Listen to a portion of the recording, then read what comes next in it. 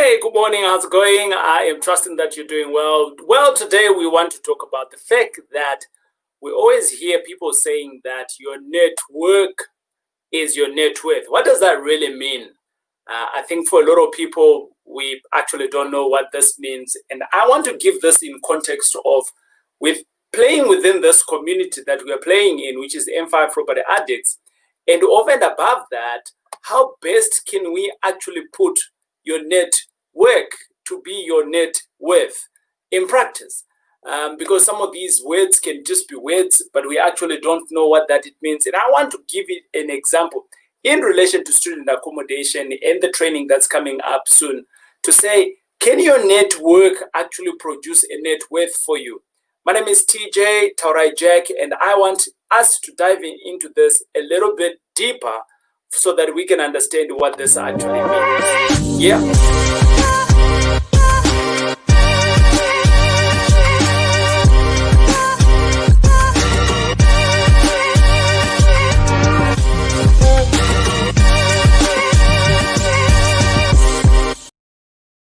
Hey, good morning. We are here. It is the morning live, and just in case you've never been here before, this is M5 Property Addicts, where we talk anything and everything around property. And why do I do this? It is because I think for a lot of us, we hear all of these terminologies, we hear these things that can be done in the property space, but actually we might not know how to do it. I'm in the same position, but I'm a bit better progressed. Because I started this a couple of years ago, around about 5 years or so. I've been doing my real estate. I'm in 4 cities. I am owning and managing just over 200 tenants, 350 students accommodation in the 4 cities where I am. I am one of 5 people in a business, and within that business, it is thriving from lip to lip. And today, my idea of us having these conversations every day in the morning is to make sure that you are educated and I'm educated as well, particularly around real estate, particularly around property and how best we can progress it. Well, M5 Property Addicts, this is what we're here for. And if you're going to be watching this from any other channel, I am going to suggest to you that we have moved these morning lives to YouTube. Why have we done this? It's because on YouTube, you can literally be able to scroll whatever that you're trying to find on here, and you can be able to access it very easily compared to the other channels where the content kind of like get lost. So our idea is to create a bigger archive where you can get the information that you are needing, and it can help you in progressing. And you can ask the question, and automatically we can get the questions and respond to it. So it is to our benefit for all of us. And if you have never subscribed, this is the time for you to subscribe. Somewhere at the bottom there, you'll be able to subscribe. And if you like the videos, you might as well smash the like button. And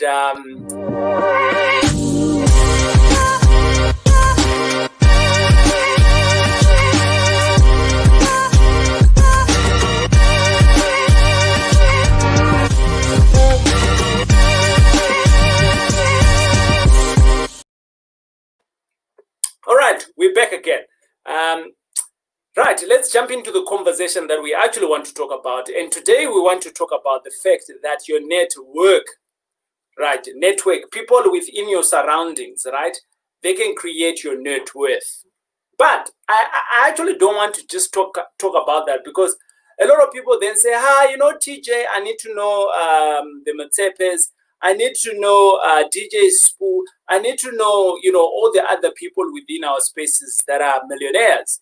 And I want to stress the fact that it doesn't start from there. It really starts from the network that you've got today in terms of how you can progress forward for it to create the net worth that you're looking for.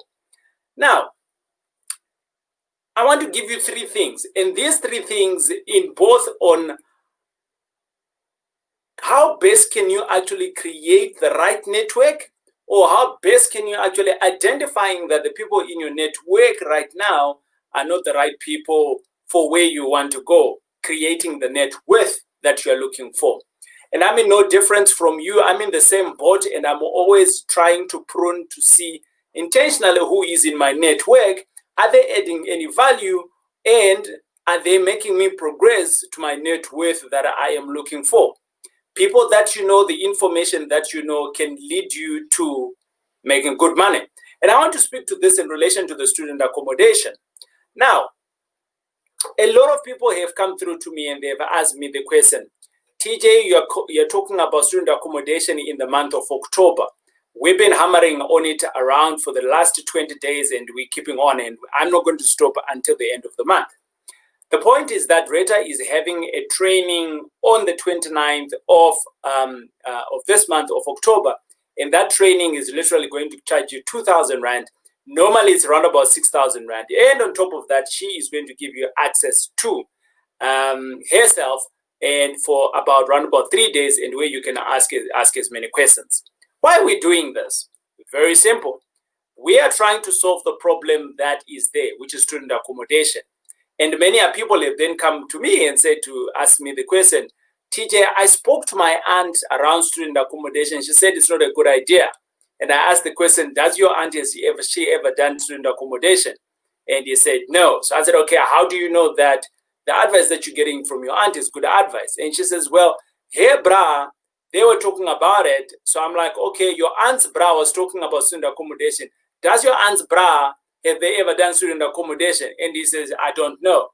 So I'm like, okay, so are you not going to do the course, or are you going to do the course? He says to me, I'm not so sure. I'm like, okay, cool, let's stop it there. And I realized that this guy's network was actually working against him, right? And I just want to dive deep into it and actually unearth what I'm talking about.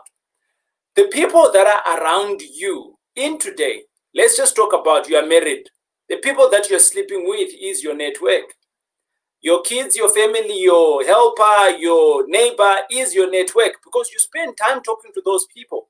People in your workplaces is your network. People that you are raised with are your network. Anyone who's in your phone is your network. All of these people are in your network. Some of them are passive and some of them are not active, because you engage with them more frequently. So let's just assume, and we're going to take everyone that you know to be your network, and you have declared that you want to go to do student accommodation. So you ask the question, and this is how I want to give you a process in which you can actually identify that the people who are on your network, are they going to help you to reach your net worth, which utilizing the student accommodation. So let's use student accommodation as an example, but you can replace student accommodation with anything else. Number one, and I'll give you the positive and the negative, how you can find out how you can rectify it, right? So number one, if you are telling someone that you want to go and do student accommodation, what you need to be looking out for is, one, are they being supportive, even though they don't know what student accommodation is all about? Are they asking the right questions that are supportive to student accommodation? So are they asking the question, why do you want to do this? Do you think you'll be able to manage it? Have you looked at the risk? So they ask supportive questions. What are supportive questions? Questions that will make you think of the journey that you are about to embark. Hey, why don't you go and look at so-and-so? He used to do student accommodation. They are not criticizing you. They're giving you affirmations of someone else used to do this. So maybe go through and check it out. Why don't you take a course for student accommodation? Are there people that are offering student accommodation courses? So the questions that are coming through are supportive questions, right?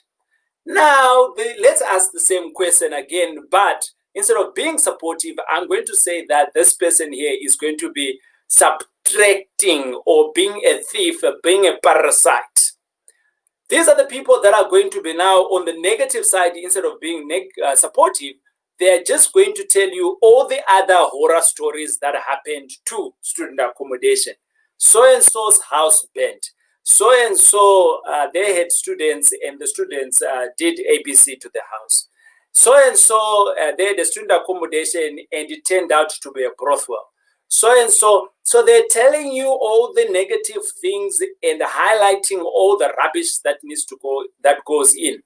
But when your student accommodation is working, they are the same people that are going to come through and are like, are we going to have a party at your student accommodation? Can you lend me 1,000 Rand? So what they are really in your life, instead of being supporters, they are thieves. They come in to be parasites. Leeches, they come in, suck your blood out, suck your resources out. And you know who those people are. It might be auntie, or it might be your leafy, it might be, I don't know who those people are, but you do know them. What do you need to do? The supportive ones you keep in your network, the thieves and the ones that subtract, you need to prune them. It's that simple. You make lesser phone calls, you visit them less whilst you are on your journey, or you do not talk about your endeavor of student accommodation until it is a success, because such kind of people, they are bad for your journey and potentially bad for your life as well. I said it. Yes, I have those people. They don't exist in my life. When I see them coming up, I prune them, I move on. I don't want negative people. No negative vibes here. Okay, the second thing is that the people in your network, are they taking you to your net worth, right? And the second thing that you need to be looking out for is, are they critic, right? Or are they criticizing, right? In my view, I'm not the best English teacher around, but I can take critic. I can take it. When one is critiquing something, it means that they have an interest in what I am doing. TJ, how come you didn't do this? TJ, what about the insurance? TJ, but don't they need to have a desk? So they're criticizing, they're putting a critic eye on something. However, I can't take criticism. TJ, but they are one and the same thing. No, really.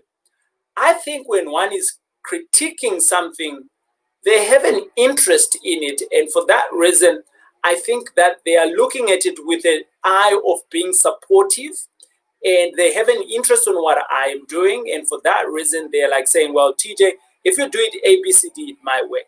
If they are criticizing, I looked in the dictionary, what criticizing is all about is they find the fault. So they are finding the fault, but they're not being supportive around it. So I am not happy with people that are just going to criticize in my space. I'm happy with those that are going to come in and critique around it, because I know that from their critic, I can be able to grow, especially if they are critiquing it from a perspective of they are supporting me. So those people now, you now need to look at them very carefully, because some of them, they might come wearing the jacket of criticizing, but actually they want to help you. Then the third one, which is the final one that I'm going to talking to, is that who are you asking? The person that you are asking, are they an active person in the property space? So do they practice investing, or are they passive? Are they, like passive? I looked up on the name, the word passive, and said lukewarm. So are they lukewarm? They don't do anything else. They don't invest in property. But you go ahead and ask them and say, is student accommodation a good idea? They're passive. They don't know, right? They're passive. They're lukewarm. I'm not talking about passive income here. I'm just talking about being passive. Dololo, like, is it, I don't know. Is it good? I don't know. Is it bad? I don't know. So can you help me? I don't know. So they are lukewarm. You're not going to get anything out of them. I suggest that the people that I want to hang out with are the ones that are active. Because if they are active, then they can give me the road to success, right? So there you are. Now, out of your network, the people that you have within your company right now, not even like we're reaching out for the untouchables or the people that we think we can't get to right now, right? That's why M5 Property Varsity, the community has been built so that there is supportive people. There is a Facebook group that is called Landlords, Student Accommodation Landlords, to help and support each other. That's why it's there. And we are not shy as well to critique on what you're doing. And we are active people in this. So who best to teach you how to do it if you're wanting to do it? I'm of the view that M5 Property Varsity, this course here, if you are one of those people that are wanting to do the course, then you want to jump on onto the course. It is in the link. By the way, If this information has been of value to you, or you want to ask any other further questions, drop your comments in below and I'll jump on to ask of it. But they say that your network is your net worth. Is it really the case? Can you improve it? And if the answer is yes, the 3 steps of identifying this and harnessing the people that are already in your network now, I'm of the view that it can grow you. Hey, it is TJ. It's been great hanging out with you this morning. We will do it again tomorrow, giving us, me and you, some tips on how we can grow in the property space. And if there is any other things that you like us to talk about, drop them in the comments and we'll chat about it. God bless and goodbye.